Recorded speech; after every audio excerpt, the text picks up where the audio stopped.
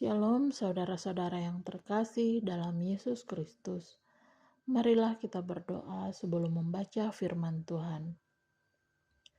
Tuhan Allah Bapa kami dalam kerajaan surga, terima kasih untuk hari baru yang Tuhan berikan kepada kami. Berkatilah kami di saat kami membaca Alkitab. Kiranya pimpinan Tuhan dan Roh Kudus-Mu menyertai kami.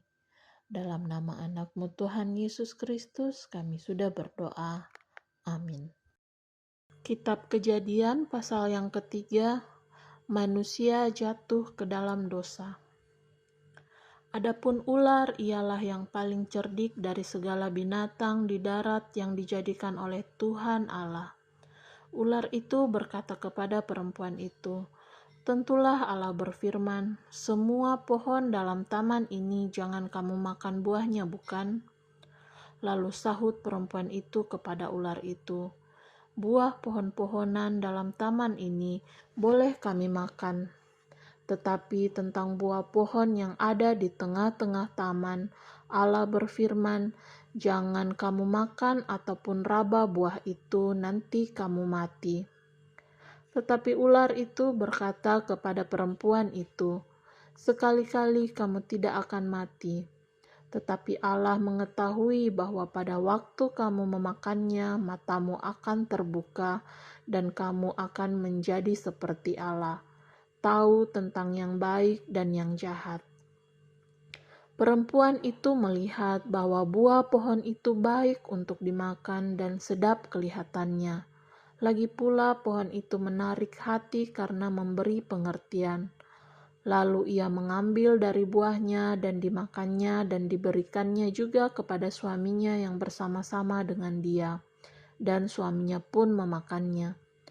Maka terbukalah mata mereka berdua dan mereka tahu bahwa mereka telanjang. Lalu mereka menyemat daun pohon ara dan membuat cawat. Ketika mereka mendengar bunyi langkah Tuhan Allah yang berjalan-jalan dalam taman itu pada waktu hari sejuk, bersembunyilah manusia dan istrinya itu terhadap Tuhan Allah di antara pohon-pohonan dalam taman. Tetapi Tuhan Allah memanggil manusia itu dan berfirman kepadanya, "Di manakah engkau?" Ia menjawab, "Ketika aku mendengar bahwa engkau ada dalam taman ini, aku menjadi takut karena aku telanjang, sebab itu aku bersembunyi."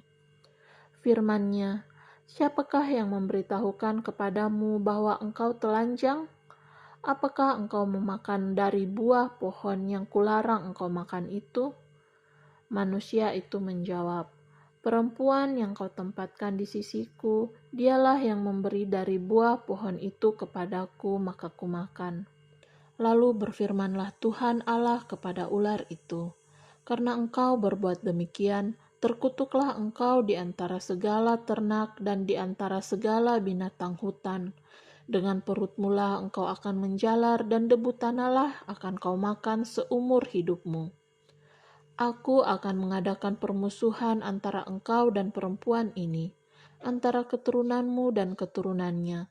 Keturunannya akan meremukkan kepalamu dan engkau akan meremukkan tumitnya." Firman-Nya kepada perempuan itu, "Susah payahmu waktu mengandung akan kubuat sangat banyak. Dengan kesakitan engkau akan melahirkan anakmu. Namun engkau akan berahi kepada suamimu dan ia akan berkuasa atasmu." Lalu firman-Nya kepada manusia itu, "Karena engkau mendengarkan perkataan istrimu dan memakan dari buah pohon yang telah kuperintahkan kepadamu, jangan makan daripadanya, maka terkutuklah tanah karena engkau. Dengan bersusah payah engkau akan mencari rezekimu dari tanah seumur hidupmu. Semak duri dan rumput duri yang akan dihasilkannya bagimu, dan tumbuh-tumbuhan di padang akan menjadi makananmu. Dengan berpeluh engkau akan mencari makananmu, sampai engkau kembali lagi menjadi tanah. Karena dari situlah engkau diambil, sebab engkau debu dan engkau akan kembali menjadi debu." Manusia itu memberi nama Hawa kepada istrinya, sebab dialah yang menjadi ibu semua yang hidup. Dan Tuhan Allah membuat pakaian dari kulit binatang untuk manusia dan untuk istrinya itu, lalu mengenakannya kepada mereka. Berfirmanlah Tuhan Allah, sesungguhnya manusia itu telah menjadi seperti salah satu dari kita, tahu tentang yang baik dan yang jahat. Maka sekarang jangan sampai ia mengulurkan tangannya dan mengambil pula dari buah pohon kehidupan itu dan memakannya, sehingga ia hidup untuk selama-lamanya. Lalu Tuhan Allah mengusir dia dari Taman Eden, supaya ia mengusahakan tanah dari mana ia diambil. Ia menghalau manusia itu, dan di sebelah timur Taman Eden ditempatkannya lah beberapa kerub dengan pedang yang bernyala-nyala dan menyambar-nyambar untuk menjaga jalan ke pohon kehidupan. Pasal yang keempat, Kain dan Habel. Kemudian manusia itu bersetubuh dengan Hawa istrinya, dan mengandunglah perempuan itu, lalu melahirkan Kain. Maka kata perempuan itu, "Aku telah mendapat seorang anak laki-laki dengan pertolongan Tuhan." Selanjutnya dilahirkannya lah Habel, adik Kain, dan Habel menjadi gembala kambing domba, Kain menjadi petani. Setelah beberapa waktu lamanya, maka Kain mempersembahkan sebagian dari hasil tanah itu kepada Tuhan sebagai korban persembahan. Habel juga mempersembahkan korban persembahan dari anak sulung kambing dombanya, yakni lemak-lemaknya, maka Tuhan mengindahkan Habel dan korban persembahannya itu. Tetapi Kain dan korban persembahannya tidak diindahkannya. Lalu hati Kain menjadi sangat panas dan mukanya muram. Firman Tuhan kepada Kain, "Mengapa hatimu panas dan mukamu muram? Apakah mukamu tidak akan berseri jika engkau berbuat baik? Tetapi jika engkau tidak berbuat baik, dosa sudah mengintip di depan pintu. Ia sangat menggoda engkau, tetapi engkau harus berkuasa atasnya." Kata Kain kepada Habel adiknya, "Marilah kita pergi ke padang." Ketika mereka ada di padang, tiba-tiba Kain memukul Habel adiknya itu, lalu membunuh dia. Firman Tuhan kepada Kain, "Di mana Habel adikmu itu?" Jawabnya, "Aku tidak tahu. Apakah aku penjaga adikku?" Firman-Nya, "Apakah yang telah kau perbuat ini? Darah adikmu itu berteriak kepadaku dari tanah. Maka sekarang terkutuklah engkau, terbuang jauh dari tanah yang mengangakan mulutnya untuk menerima darah adikmu itu dari tanganmu. Apabila engkau mengusahakan tanah itu, maka tanah itu tidak akan memberikan hasil sepenuhnya lagi kepadamu.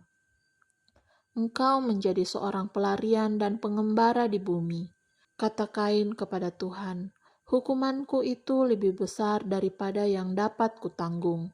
Engkau menghalau aku sekarang dari tanah ini, dan aku akan tersembunyi dari hadapanmu, seorang pelarian dan pengembara di bumi.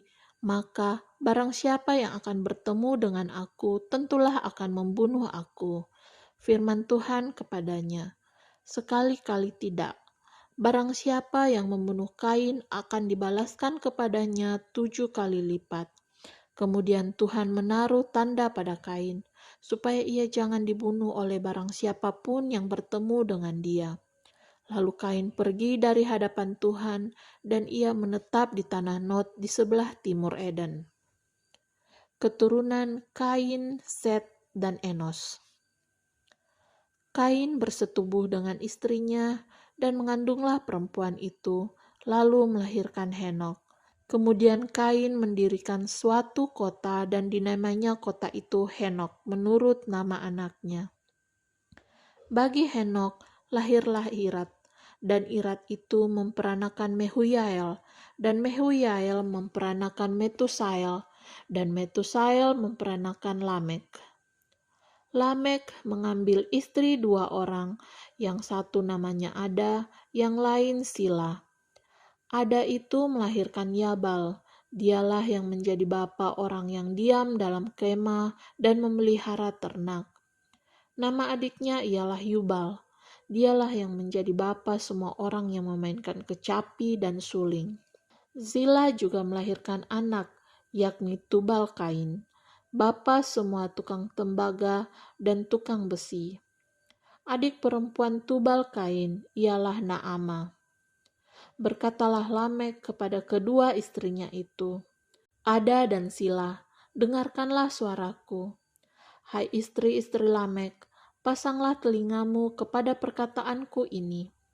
Aku telah membunuh seorang laki-laki karena ia melukai aku, membunuh seorang muda karena ia memukul aku sampai bengkak. Sebab jika Kain harus dibalaskan 7 kali lipat, maka Lamek 77 kali lipat. Adam bersetubuh pula dengan istrinya. Lalu perempuan itu melahirkan seorang anak laki-laki dan menamainya Set. Sebab katanya, Allah telah mengaruniakan kepadaku anak yang lain sebagai ganti Habel, sebab Kain telah membunuhnya. Lahirlah seorang anak laki-laki bagi Set juga, dan anak itu dinamainya Enos. Waktu itulah orang mulai memanggil nama Tuhan. Amin. Terima kasih Tuhan Yesus, terima kasih Roh Kudus buat tuntunan dan penyertaan-Mu selama kami membaca firman-Mu. Kiranya damai sejahtera-Mu menyertai kami di sepanjang hari ini.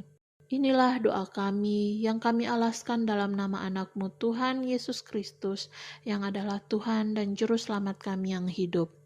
Amin.